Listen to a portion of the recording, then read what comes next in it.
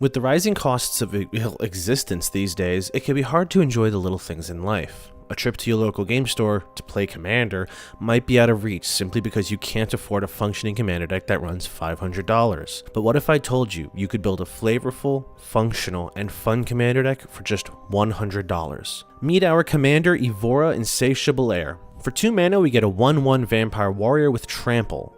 When she enters, or when she deals combat damage to an opponent, we create a blood token. Finally, whenever we discard a card, we put a +1/+1 counter on Ivora. As a quick note, a blood token is an artifact token that has the activated ability costing 1 mana, tap, sacrifice the blood token, and discard a card to draw a card. Ivora has the uncanny ability to grow huge from out of nowhere, which threatens opponents with commander damage losses. Our blood tokens can be used at instant speed to give us card draw and discard to keep us filtering through our deck and bulking up our commander. As such, our deck seeks to make as many blood tokens as possible, and this will be one of our primary strategies. We are also going to be using a great many discard effects, and cards that give us value from discarding our own cards. Lastly, we will be going to some Vampire Kindred strategies, but there is something I dare say is unique about this list. It's a very unorthodox take on a vampire deck. Vampires are traditionally rooted in black, but we are going with mono red for our list, giving us a much different approach. We don't have access to some of the classic vampire includes, but we won't be needing them. So while we're on the topic of vampires, let's start with them. These are the bulk of our creature core, and for the most part, these either all produce blood tokens or contribute to the discard strategy. Our commander doesn't quite look for vampires specifically, but because the vampires from Crimson Vow deal in blood tokens, we will want to dig into the available card pool for our deck. These vampires can be lumped into 2 main categories, those that make blood tokens and those that give more generic support to the vampire creature type. Belligerent Guest starts off this list as a 3/2 with Trample for 3. Whenever it deals combat damage to a player, we create a blood token. This is the baseline of value for our deck. We want blood tokens, and this creature is sizable enough to help push through damage to create them. Blood Petal Celebrant goes quite the opposite direction as a 2/1 for 2 with first strike while it's attacking. When it dies, we create a blood token. With only 1 toughness, it's not difficult to kill this creature off to get that blood token. We can use this as sacrifice fodder in a pinch or as a bait attacker. Voldaren Epicure is a very solid turn 1 play. 1 mana to get us a 1/1 that will deal 1 damage to each opponent and create us a blood token just upon it entering. Markov Enforcer is much higher on the curve than most of our deck, but its value cannot be understated. This 6/6 has 2 powerful abilities. The first, whenever it or another vampire we control enters, it fights up to 1 target creature an opponent controls. Fighting simply means each creature deals damage to each other equal to its power. Secondly, whenever a creature dealt damage by the Enforcer this turn dies, we create a blood token. This ability will trigger both as a result of its first ability and as a result of combat, and if we sequence several creatures entering in a single turn, as long as the Enforcer is in play, we could get several blood tokens. Olivia's Attendants is another high-end card on our mana curve, sitting at 6 mana. This 6/6 has Menace, meaning that it cannot be blocked except by 2 or more creatures. Whenever it deals damage, we create that many blood tokens. It's worth noting this ability only specifies it dealing damage, so its activated ability, costing 3 mana to deal 1 damage to any target, will also give us a blood token, as will trigger when we deal combat damage. This also has one of the higher ceilings for creating multiple blood tokens at once, potentially creating 6 blood tokens after 1 swing. Voldaren Estate is also one of the best land cards available to this deck. While normally we could rely heavily on basic lands for it being just a mono red list, this card comes in handy, having an activated ability to give us a blood token. That 5 mana cost on its activated ability might look steep, but for every vampire we control, that costs 1 less to activate. Now let's shift over to some more generic vampires. Falkenrath Pitfighter plays nicely with our engine, having an ability that does require an opponent lose life the turn we look to activate it, but we can discard a card and sacrifice a vampire to draw 2 cards. This is card draw, and it allows us to discard cards more easily for value. Remember, our commander isn't just looking for discard effects off of the blood tokens, but any general discard that we perform. Falkenrath Gorger gives our vampires Madness while they're not on the battlefield, specifically in our hand. Madness is an alternate casting ability that can be used when a card with the ability is discarded. When we do, we discard that card into exile, and if we choose to pay the Madness cost, we cast it. If we don't, it simply returns to the graveyard. This can be helpful if we're in a position where we need to discard, but we have relevant vampires in hand that we still want to use. This gives us a helpful flexibility to discard cards and not entirely lose them. Furyblade Vampire is another more generalized beatstick vampire, allowing us to discard a card at the beginning of combat on our turn to give the Furyblade Vampire +3/+0. Insolent Neonate is another early game classic. It has Menace, which can make it helpful in drawing blockers off of our other attacking vampires. We can also discard a card, sacrifice the Neonate, and draw a card. This can be done in response to blockers being declared, a very helpful tactic to keep in mind. Scion of Opulence offers us a different style of token in the form of treasure tokens. We get these whenever the Scion or another non-token vampire creature we control dies. Treasure tokens can be sapped and sacrificed to create 1 mana of any color. Finally, we can pay 1 red and sacrifice 2 artifacts to exile the top card of our library, and we may play that card this turn. This doesn't play into the blood token strategy per se, but what we can get is some impulsive card draw if we need to. See, there are times where we will have 0 cards in hand for us to discard for cards like the blood tokens, and in that case, this card's ability can let us utilize these otherwise dead tokens for potential card draw. And since the Scion's ability allows you to play that card this turn, should you exile a land card, you could still use it. Rakish Heir leans more into the aggression of this deck. Whenever a vampire we control deals combat damage to a player, we can put a +1/+1 counter on it. This can help us begin bulking up even our smallest of vampires, and considering many of our vampires have some form of evasion or trample, this can spell trouble for our opponents. Markov Blademaster has another similar ability, although it only gives itself a counter when it deals combat damage to a player. That being said, it also has Double Strike, which can make combat with it much more threatening. This means that the Blademaster is dealing combat damage twice. Once during the first strike phase of combat calculation, and once again during the regular combat phase.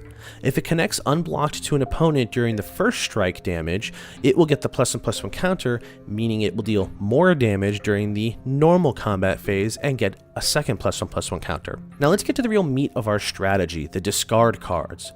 Remember that for every card that we discard, we put a +1/+1 counter on our commander while she's in play, meaning a well-timed discard effect can boost her to lethal.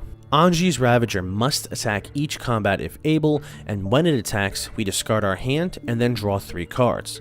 It also has Madness, meaning we can cast it for 2 mana instead of 3 should we've discarded it. This makes it a guaranteed discard and draw effect each combat, making it a crucial piece of our engine. Conspiracy Theorist has an ability where when it attacks, to let us pay 1 mana, discard a card, and draw a card. Whenever we discard non-land cards, we can exile one of them from our graveyard, and if we do, we may cast it this turn. This is another instance of getting us card draw and value selection, and we can still recycle the card after discarding it for even more value. And remember, this is not limited to just the Conspiracy Theorist's discard. Containment Construct is another critical piece of the discard value engine. While this is in play, we can exile any card that we discard and play it from exile this turn. There are a lot of different applications to this card and can be helpful to have out in the event something very important gets discarded. This ability slightly varies from Madness, as you aren't required to make the choice to cast it right away, just so long as it's cast or played during this turn. Glinthorn Buccaneer is one of the strongest, more pricier cards in the deck, but the value that it provides us cannot be ignored. This creature deals 1 damage to each opponent whenever we discard a card, meaning that if we discard multiple cards, we will be dealing additional damage. While this creature does look to attack to use its activated ability, we will largely have this simply sit passively by, pinging the table while we do our discard thing. Inti Senesoul of the Sun is another discard outlet, letting us pitch a card when we attack, and we put a +1/+1 counter onto a target creature and grant it trample until end of turn. Whenever we discard 1 or more cards, we exile the top card of our library, and we may play that card until our next end step. This is a powerhouse in this deck. Firstly, we can give a +1/+1 counter and trample to an attacking creature, which can make quite the difference with creatures looking to connect. Secondly, giving us until our next end step has a lot of flexibility. We can use some of our blood tokens during our opponent's turn to get extra cards set up for our following turn, since timing rules unfortunately still apply. However, there are a few better sources of impulsive card draw you could add to the deck than Inti. Change of Fortune is one of the best card draw spells in the deck, discarding our hand and then drawing a card for each card we've discarded thus far this turn. If we've gone too heavy with the discard, this can draw us a ton of cards. The key is knowing when to drop this to get the most return in value. Shattered Perception is a pretty simple self-wheel ability, but it having flashback allows us to get a second use of it later on down the road, or a primary use have we discarded it prior. Lightning Axe is a card I've wanted to find a home for in my commander decks for a long while. This 1 mana instant deals 5 damage to a target creature, but it has the additional cost of either discarding a card or paying 5 additional mana. Obviously, we're going to just discard a card. Bag of Holding lets us build up a reservoir of exiled cards from cards we've discarded. We can use it to draw a card and discard a card, and lastly we can pay 4, sacrifice the Bag of Holding, and return all cards exiled with it to their owner's hands. Hazoret's Monument is an excellent mana ramp spell in this deck, reducing the cost of all of our creature spells by 1 mana, and then giving us an optional card draw and discard ability. We aren't on green in this deck, and vampires don't do a whole lot of ramping on their own, and so we have several ramp outlets in the deck that approach it differently. Saving us mana on each creature allows us to cast more creatures, getting us more card draw and therefore advancing our game. Grimoire of the Dead is a bit of a pet card of mine that I love in this list. We can pay 1, tap the Grimoire, and discard a card to put a study counter onto the Grimoire. We can tap the Grimoire to remove 3 study counters from it, sacrifice it to return all creatures from all graveyards to the battlefield under our control. They become black zombies in addition to their other colors and types. We don't really pursue forcing our opponents to discard so much as ourselves, but we do look to remove most of their creature force. A well-timed piece of removal can help set us up to reanimate some big threats with the Grimoire, and having a discard ability on the first ability means that we are building up what's in the graveyard as well as what may lurk on the battlefield. Tectonic Reformation gives our lands in hand cycling for 1 red. We can also cycle the Reformation for 2 generic mana. Cycling is basically a term similar to what our deck does, discarding a card and then drawing a card. Allowing us to pitch our lands for additional cards may come in handy once we've begun to stop needing lands. Our mana curve is low enough that we can discard unwanted lands and hopefully cycle into something a little more relevant for the situation at hand. This deck is rather straightforward in what it looks to do. We want to play our vampires, have them swing at opponents, and we can, in theory, win off combat damage alone. Our discard engines are key to have online as Ivora is cast, as she begins bulking up for each card we discard. At the same time, we also have cards like the Glinthorn Buccaneer that can sit on the table and burn opponents down as we discard. If we were to buy all of the cards in this list, including the basic lands, it would run about $60 if we were to use websites like Mana Pool or TCG Player. Card Kingdom is about $100 at the time of recording, and of course you can trim some of the more pricey cards to suit your needs or playstyle. A bit of a high ticket card that we included was Ruby Medallion, which is perhaps one of the most expensive cards in the deck. You can easily trim this out for something like another basic land to get it truly down under $100 should Card Kingdom be your preferred online retailer. It might not provide the same amount of value as the Ruby Medallion, but it can be a good substitute in the event that Ruby Medallion is a bit too pricey. And of course, this is just the framework to get you into the deck. You can build this list up to be as powerful as you like, and if there are cards already in your collection that can help bolster the strategy we've outlined here, I encourage you to experiment to suit your playstyle and collection. I very much hope that you've enjoyed this look at one of my favorite budget commander deck lists from the last few months. I still find a wealth of inspiration from Foundations and the accompanying Jumpstart product, and I will be brewing for quite a while from this set.